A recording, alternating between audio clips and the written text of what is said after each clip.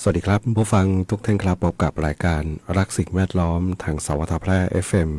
91เมกะเฮิรตซ์ครับเช้าวันพฤหัสบดีที่10เมษายน2568อยู่กับผมแสวงเป้าเพชรเป็นผู้ดำเนินรายการครับกลับมาพบกับท่านผู้ฟังกันในช่วงเช้าๆของการทำงานครับนะเริ่มต้นกันเช้าพฤหัสบดีที่10เมษายนครับนะวันพรุ่งนี้นะทำการอีกวันหนึ่งก็จะเรียกว่าได้หยุดกันยาวๆหลายวันเนาะบางคนบอกขอหยุดทั้งสัปดาห์หน้าเลยเนาะนะครับเห็นเมื่อวานเนาะดูข่าวตอนเย็นนะเห็นก็เอาเป็นโรงงานเนาะโรงงานผลิตไม่รู้ผลิตอะไร นะดูมันจะเป็นของญี่ปุ่นเนาะแต่ว่าของไทยอยู่ในไทยตรงนี้แหละเนาะแต่ว่าเป็นโรงงานของทางญี่ปุ่นเขานะเขาก็ให้คนงานพนักงานเนี่ยมารดน้ำดำหัวกันนะเล่นแป้งแล้วก็ว่ากันไปเนาะแต่เท่าที่ฟังข่าวบอกว่าเขาหยุดกันยาวเลยทั้งสัปดาห์หน้าไปเลยเนาะนะครับนะเปิดทำงานทีนู่นนะวันที่เท่าไหร่21มั้งเนาะนะครับนะหยุดกันมายาวๆเนาะนะก็มันเป็นโรงงานเนาะนะครับนะเป็นการหยุดทำงานแต่ว่าเวลาทำงานเขาก็จริงจังเนาะ นะนะแต่ขยันที่สุดน่าจะไทยเรานี่แหละนะทำงานกันไม่มีหยุดพักนะพักเที่ยงนี่นะเราก็ทำนะแต่ว่าฝรั่งนะหรือว่าชาวต่างชาติการทำงานเขาเนี่ยก็เป็นเวลาเนาะตรงเวลาทำงานเป็นเวลาหยุดก็คือหยุดนะวันนี้พบกันนะแล้วก็มีข่าวที่น่ายินดีของชาวแพร่นะเมื่อเช้านะฟังข่าวตั้งแต่6 โมงเช้าเลยเนาะบอกว่าทางกระทรวงวัฒนธรรมเนี่ยเขามีการประกาศขึ้นบัญชีมรดกภูมิปัญญาทางวัฒนธรรมปี67นะจำนวน10รายการนะซึ่งหนึ่งในนั้นเนี่ยนะมีของแพร่เราด้วยก็คือผ้ามะฮ่อมนะผ้ามะฮ่อมของจังหวัดแพร่นี่แหละนะได้ขึ้นทะเบียนเป็นสาขางานช่างฝีมือดั้งเดิมนะครับนะซึ่งมีอะไรมีเสือจันทบูรณ์ด้วยนะของจันทบุรีแล้วก็มีผ้ามะฮ่อมของจังหวัดแพร่นะครับนะซึ่งถือว่าเป็นการขึ้นบัญชีมรดกภูมิปัญญาทางวัฒนธรรมของปี67นะครับนะก็ต้องบอกน่ายินดีเนาะผ้ามะฮ่อมที่เราใช้อยู่นะมีทั้งแบบดั้งเดิมนะแบบสีดำๆนะแต่ต้องยอมรับว่าผ้ามะฮ่อมเนี่ยนะใช้ได้จะว่าไปก็ใช้ได้ทุกงานเนาะนะครับนะปัจจุบันก็มีการประยุกต์มีการพัฒนาไปมากมายหลากหลายรูปแบบนะครับนะมีติดนิดเดียว มอฮอมเนี่ยนะมักจะเขาเรียกสีตกเนาะนะครับแต่ก็มันก็เป็นเสน่ห์ของเขานะครับนะสีตกก็มีความซีดความอะไรเงี้ยมันก็เป็นผ้าที่สวยงามนะครับนะอันนี้ก็นะต้องบอกเป็นที่น่ายินดีเนาะเป็นที่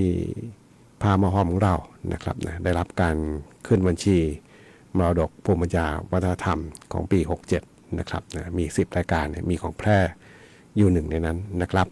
วันนี้พบกันเช่นเคยครับกับช่วงเวลาของรายการรักสิ่งแวดล้อมท่านผู้ฟังที่ติดตามรับฟังอยู่ครับอยากจะฟังเพลงบทเพลงเพื่อชีวิต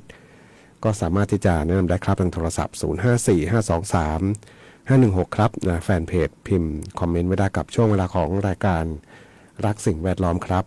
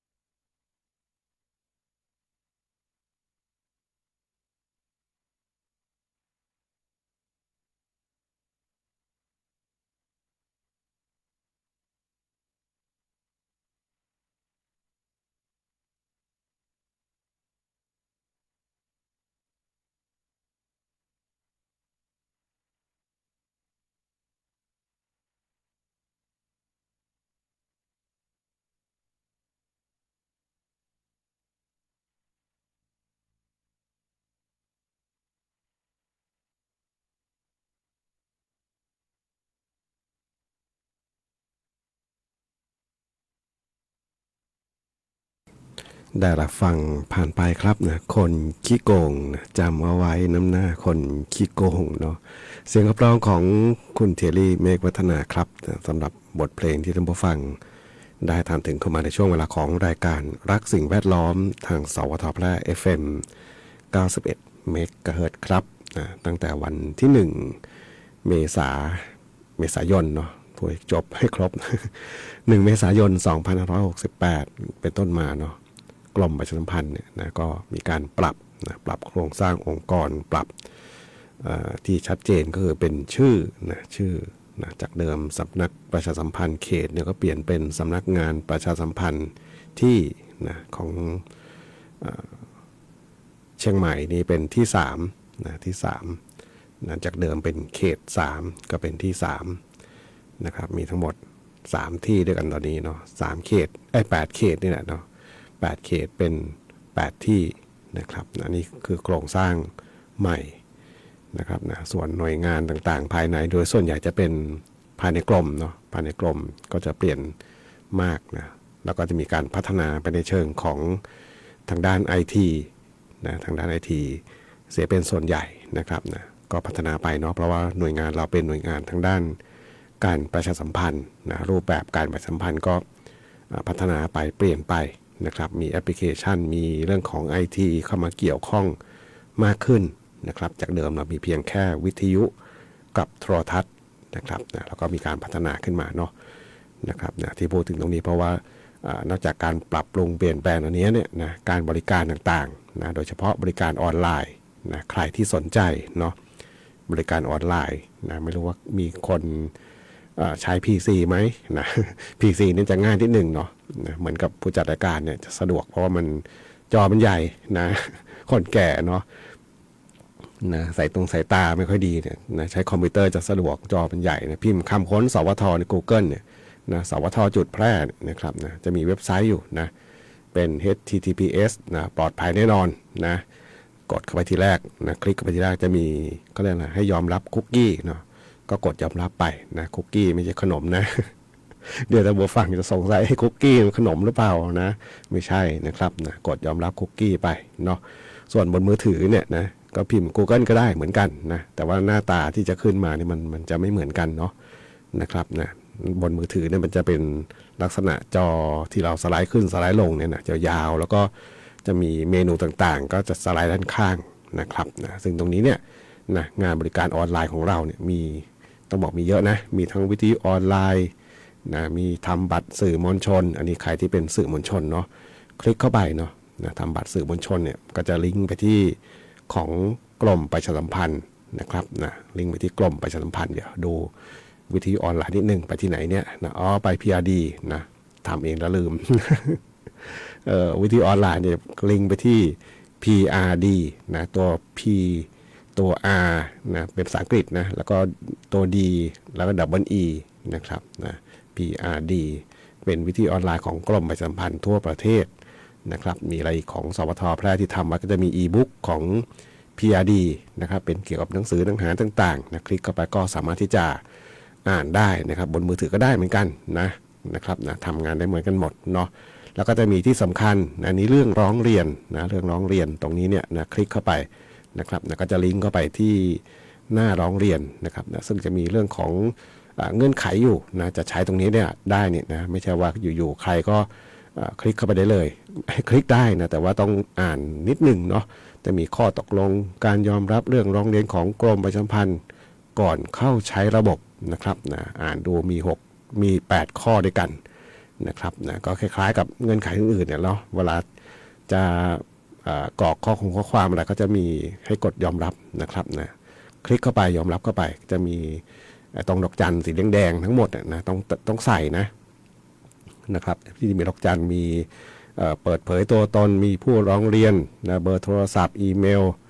นะวัตถุประสงค์การร้องเรียนประเภทเรื่องร้องเรียนนะครับนะชื่อเรื่องนะอันนี้ก็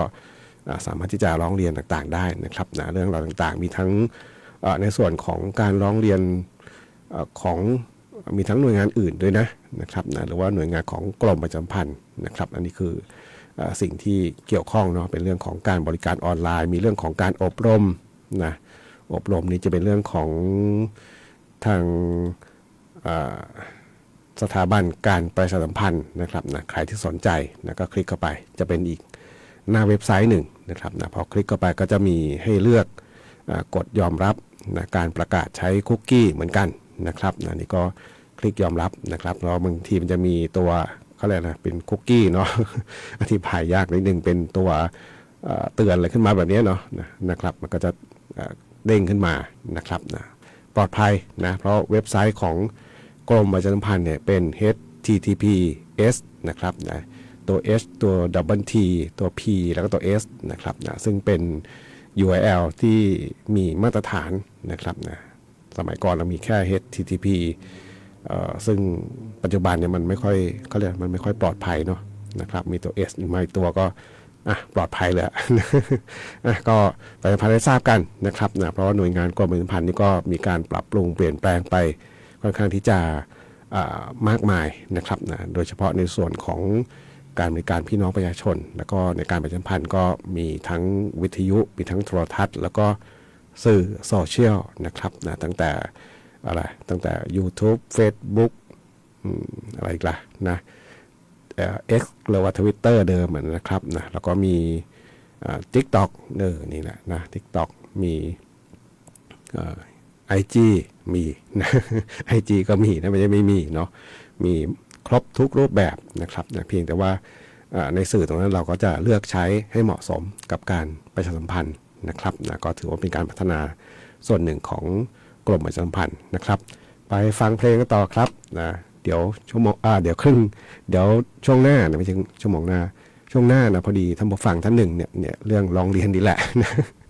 ทำให้ผมนึกถึงเรื่องนี้ขึ้นได้นะครับนะเป็นเรื่องเกี่ยวกับถนนเนาะเดี๋ยวฟังเพลงก่อนแล้วก็ช่วงหน้าจะได้มาพูดคุยกันครับ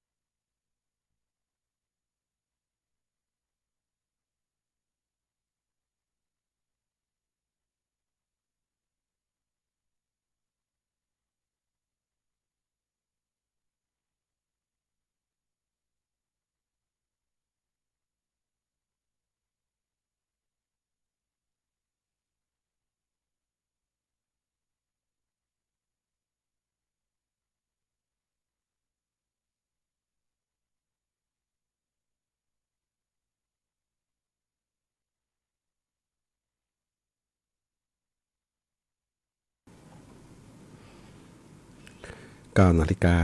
45 นาทีครับกับช่วงเวลาของรายการรักสิ่งแวดล้อมทางสวทแพร่ FM 91 เมกะเฮิรตซ์ครับนะท่านผู้ฟังที่ถามถึงบทเพลงนี้เข้ามาครับนะทางพี่ชัยนทิตโอ๊ตนะบอกทางพี่ชัยเนี่ยนะมีแต่ลมไม่มีฝน ก็ฝนทำงานหน่อยนะแถวพี่ชัย เนาะช่วงนี้เป็นช่วงที่จะว่าไปก็เป็น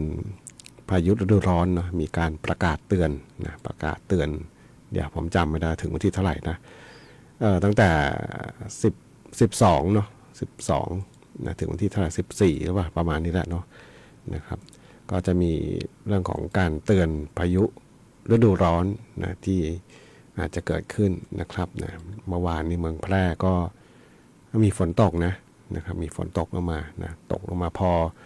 อได้เปียกเลยละนะช่วงพลบค่ำนะครับนะช่วงพลบค่ำนี่